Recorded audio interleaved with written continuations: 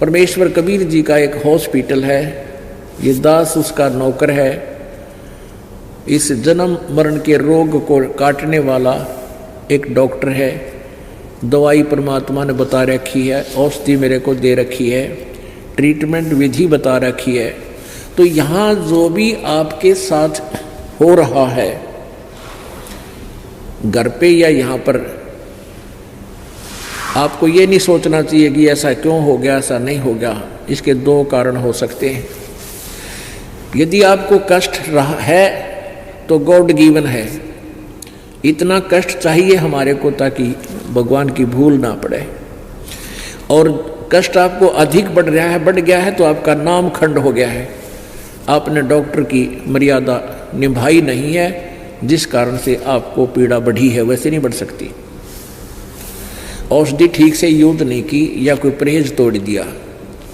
तो इसी प्रकार या तो आपने कोई नियम भंग कर दिए तब आपको पीड़ा बढ़ सकती है, अन्यथा पीड़ा है और नाम आपके ठीक है तो गॉड गिवन है, परमात्मा का दिया हुआ है, उसमें अग्रम अग्रम ना करना। क्योंकि कहते हैं सतगुरु शरण में आने से आई टले बला, और जब माथे में जब भाग्य में सूली हो, सूली माने मौत, वह कांटे में टल जा।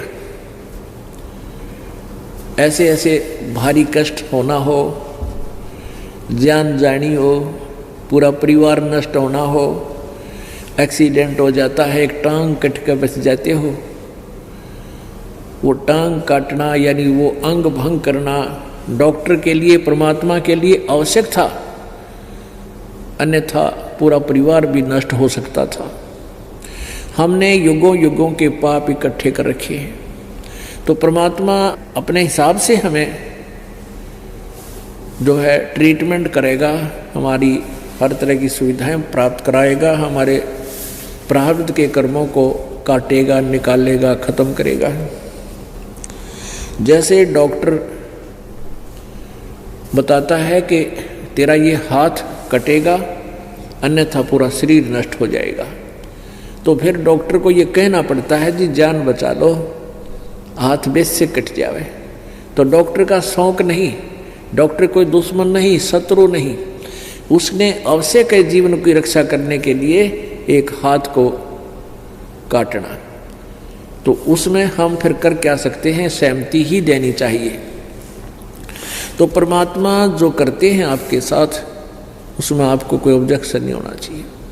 हाँ, इतना ध्यान अवश्य रखें कि नाम ना खंड हो गया हो।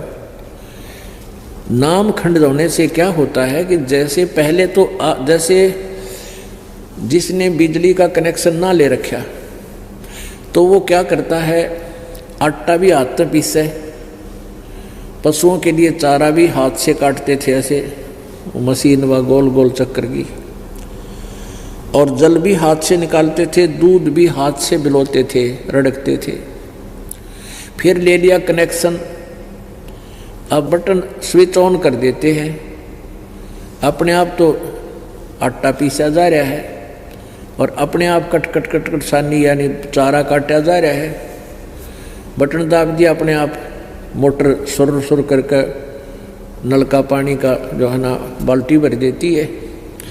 और आपकी नालायकीतें गलतीतें, बिजली बोर्ड का बिल ना भरने से आपका कनेक्शन कट जाएगा या किसी अन्य कारण से आपका कनेक्शन कट गया तो फिर आपको पावर नहीं आएगी। पहले जो पावर से काम हो रहा था वो बंद हो गया, फिर आप हाथ से कितना कर सकते हो ये अंडरस्टूड है। तो ऐसे परमेश्वर कबीर जी की शरण में आने से आपका सब कार्य उस ईश्वरीय शक्ति से होगा, कबीर परमेश्वर जी की पावर से होगा, और फिर परमात्मा की पावर से जो काम होगा वो बहुत ही स्पीड तो होगा। और जो मनुष्य नहीं कर सकता, मानव मैनुअली नहीं किया जा सकता, वो पावर किया करती है। तो ऐसी ऐसी अनहोनी आपके घर पर होंगी, आप सोच भी नहीं सकते।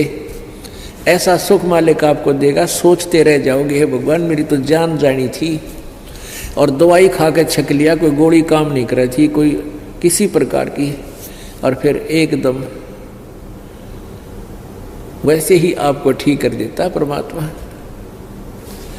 तो पुण्यात्माओं कहते हैं ना जाने के उस सतगुरु के शरण में आने से अगर फिर भी कोई आपत्ति आती है तो ना जाने के बला टाली है भगवान ने।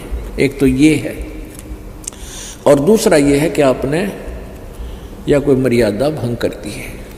इन दोनों में से एक ही होगा। तो इसलिए कोशिश रखें कि नाम भंग ना हो। मर्यादा भंग होने से बहुत हानि हो जाती है, काल का दाव लग जाता है। परमात्मा कहते हैं जब लग हंसा हमरी आना और काल लगे ली तेरा बाणा। हाय हाय, कितनी प्यारी बात कही है। कबीर परमेश्वर कहते हैं उस काल को कहा था जो यहाँ का मालिक है, ब्रह्म है, जो हमें यहाँ दुखी कर रहा है, पीड़ रहा है, गुमराह करके फंसा रखा है,